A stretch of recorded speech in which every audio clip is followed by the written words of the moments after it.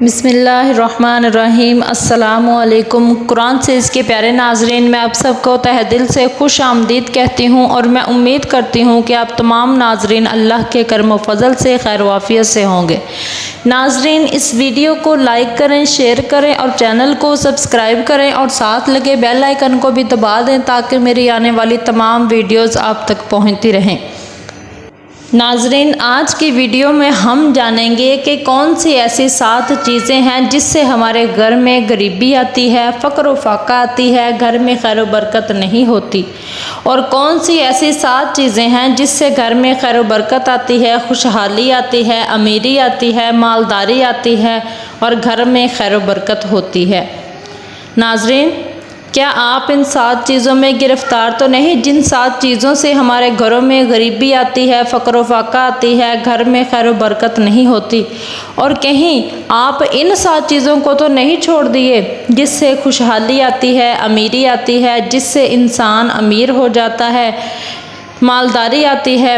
ناظرین، آئیے سب سے پہلے ان 7 چیزوں کو سنتے ہیں جس سے غریبی آتی ہے، فقر و فاقہ آتی ہے، گھر میں خیر و برکت نہیں ہوتی، اور پھر ان 7 چیزوں کو سنتے ہیں جس سے خوشحالی آتی ہے، مالداری آتی ہے، امیری آتی ہے، گھر میں خیر و برکت ہوتی ہے۔ ناظرین، یہ ساری باتیں حدیث مبارکہ سے ثابت ہیں۔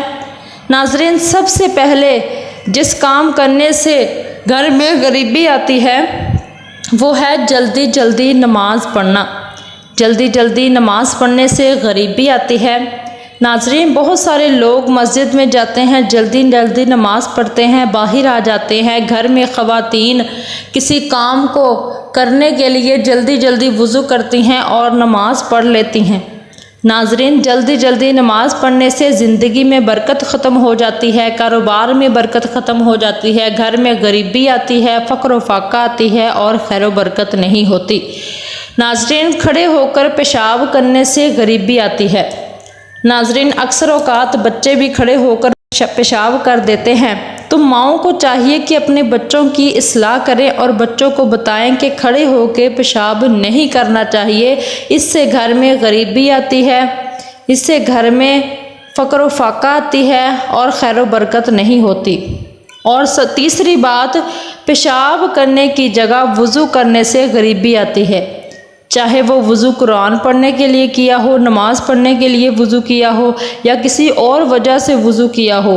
ناظرین، پیشاب کرنے کی جگہ وضو کرنے سے غریبی آتی ہے، فقر و فاقہ آتی ہے اور گھر میں خیر و برکت نہیں ہوتی۔ ناظرین، اور چوتھا، کھڑے ہو کر پانی پینے سے غریبی آتی ہے۔ ناظرین، بیٹھ کر پانی پینا سنت ہے، اسی لیے آپ ہمیشہ بیٹھ کر پانی پینے کی کوشش کریں، اور کھڑے ہو کر پانی پینے سے غریبی آتی ہے، فقر و فاقہ آتی ہے اور گھر میں خیر و برکت نہیں ہوتی۔ پانچواں، منہ سے چراغ بجھانے سے غریبی آتی ہے۔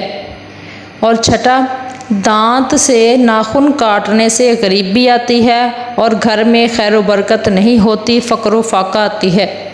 ساتواں، دامن یا آستین سے منہ صاف کرنے سے غریبی آتی ہے، فقر و فاقہ آتی ہے اور گھر میں خیر و برکت نہیں ہوتی، اسی لیے دامن یا آستین سے منہ صاف کرنے سے پرہیز کریں۔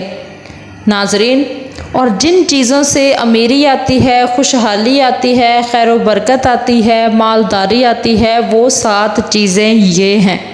ناظرین، سب سے پہلے گھر میں قرآن پاک کی تلاوت کرنے سے گھر میں امیری آتی ہے، مالداری آتی ہے، خوشحالی آتی ہے اور گھر میں خیر و برکت آتی ہے۔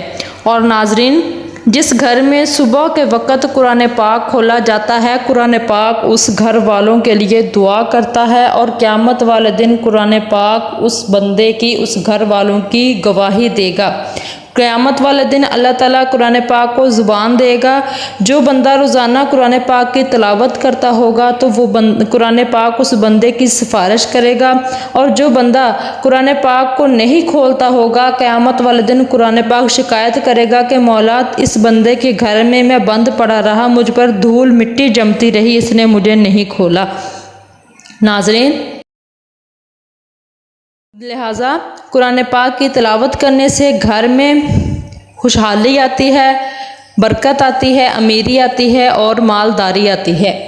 دوسرا، 5 وقت کی نماز پڑھنے سے گھر میں امیری آتی ہے، خیر و برکت آتی ہے، خوشحالی آتی ہے اور مالداری آتی ہے۔ تیسرا، اللہ کا شکر ادا کرنے سے گھر میں امیری آتی ہے، خوشحالی آتی ہے، مالداری آتی ہے اور انسان امیر ہو جاتا ہے۔ ناظرین، چوتھا، غریبوں اور مجبوروں کی مدد کرنے سے گھر میں خوشحالی آتی ہے۔